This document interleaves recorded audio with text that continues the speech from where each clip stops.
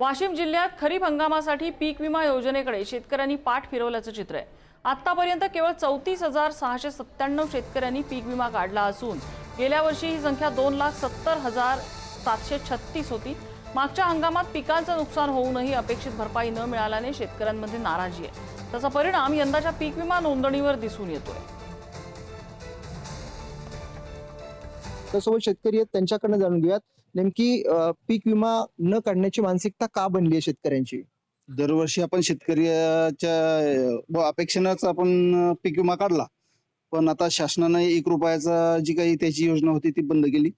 गेल्या वर्षी आम्ही स्वतःच्या खिशातून पैसे भरलेले तर भरमसाठ, पण त्याचा काही मोबदला मिळाला नाही। आणि गेल्या वर्षी कृषी मंत्री आपल्या जिल्ह्याचे पालकमंत्री असतानाही शेतातून सगळी माती खरडून गेलेली आहे, नुकसान 100% झालेलं आहे।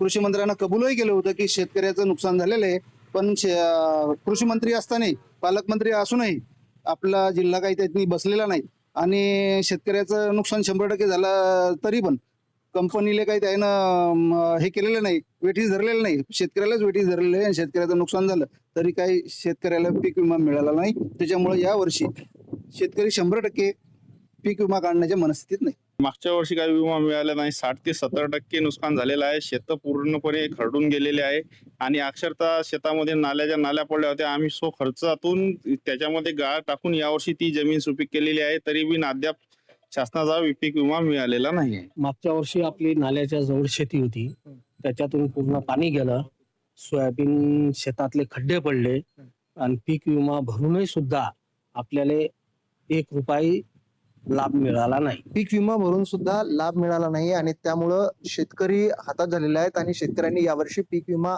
न काढण्याचा निर्णय घेतलेला आहे। देव इंगोले, पुढारी न्यूज, वाशिम।